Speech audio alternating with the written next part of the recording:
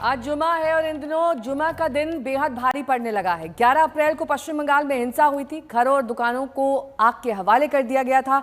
लोगों को मौत के घाट उतार दिया गया। इतना खौफ की नौबत घर बार छोड़ने तक आ गई। और आज फिर जुमा है और मुर्शिदाबाद हिंसा को देखते हुए मुर्शिदाबाद से लेकर कोलकाता तक तनाव दिख रहा है। कोलकाता में आज किसी भी तरह के विरोध प्रदर्शन पर पाबंदी लगा दी गई है, तो मुर्शिदाबाद पर भी मोर्चाबंदी जारी है। राज्यपाल सीवी आनंद बोस मुर्शिदाबाद रवाना हो चुके हैं, तो वहीं राष्ट्रीय महिला आयोग की टीम भी आज वहीं होंगी।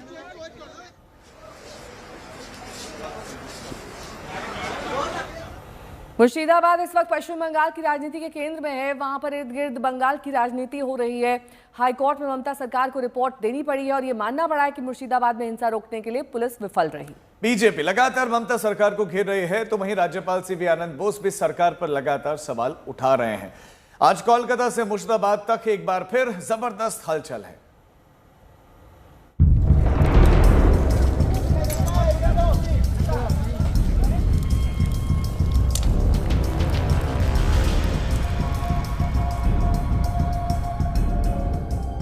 ठीक 7 दिन यानी कि 1 हफ्ते पहले की बात, संसद से वक्फ कानून पारित हो चुका था।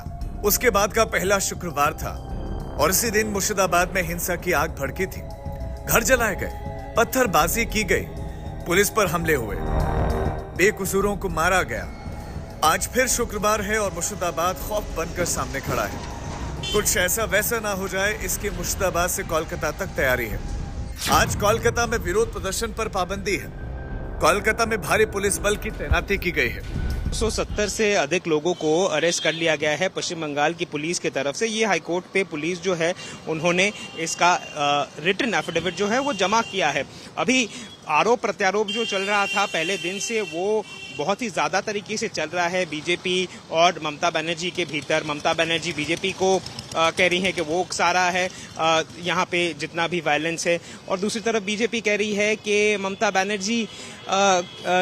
बनर्जी बांग्लादेश से लोगों को जब हिंसा की आग में बंगाल झुलस चुका था, जब वक्फ कानून के बहाने मजहबी दरार पैदा करने की कोशिश कामयाब हो गई, तो ममता सरकार लकीर पर लाठी पीट रही है। कलकत्ता हाईकोर्ट में पश्चिम बंगाल सरकार की रिपोर्ट खुद बता रही है कि मुर्शिदाबाद में ममता बनर्जी की पुलिस को बुरी तरह मुंह की खानी पड़ी।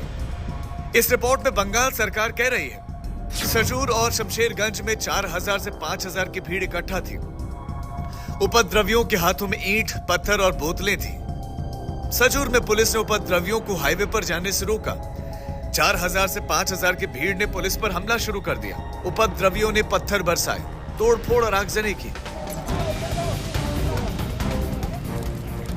यानी अदालत में ममता सरकार मान रही है कि मुर्शिदाबाद की हिंसा कितनी भयानक थी, लेकिन वही ममता बनर्जी इमामों के बीच जाकर सख्त संदेश देना भूल जाते हैं। बांग्लादेशी घुसपैठियों और साजिश की बात करती हैं, लेकिन दंगाइयों को दो टूक पैगाम देने की जहमत नहीं उठाती। আমি রিকোয়েস্ট করব এই মুহূর্তে সিচুয়েশন কেউ যেন আমরা গিয়ে লোকাল ছাড়া আর সিচুয়েশনকে আমরা যেন কেউ কি বলবো যে শান্তির বাতাবরণ ফিরে এসেছে, যে এখন মানুষের কাছে যেটা প্রয়োজন সেটা হচ্ছে কনফিডেন্সটা বিল্ড আপ করা। সেই কাজটা প্রশাসন করছে, তা নাহলে আমি নিজেও যেতে পারতাম। তাহলে আমি যাচ্ছি না কেন? আমি তো যাবো ঠিক টাইমে। আমি অ্যাপিল করব মাননীয় রাজ্যপাল মহাশয়কে, please wait few days more. আমাদের স্টেট উইমেন কমিশনও যেতে চেয়েছিল, তাদেরও আমরা বলেছি please just wait few days more, কিছুদিন অপেক্ষা করুন। मुर्शिदाबाद हिंसा की असलियत अब ममता बनर्जी की सरकार को आईना दिखा रही है। कलकत्ता हाईकोर्ट ने कह दिया है मुर्शिदाबाद में केंद्रीय बलों की तैनाती बरकरार रहेगी। पुनर्वास कार्यों की निगरानी 3 सदस्यीय समिति करेगी। समिति में राष्ट्रीय मानवाधिकार आयोग का 1 सदस्य होगा। समिति में पश्चिम बंगाल मानवाधिकार आयोग का 1 सदस्य होगा और राज्य कानूनी सेवा प्राधिकरण का भी 1 सदस्य शामिल होगा। अब यह साफ होता जा रहा है कि विधानसभा चुनाव से पहले मुर्शिदाबाद में हुई हिंसा बंगाल की राजनीति में अभी कई और बवंडर लाने वाली है। मुर्शिदाबाद से सूर्याग्नि रॉय के साथ अनुपम मिश्रा, कोलकाता, आज तक।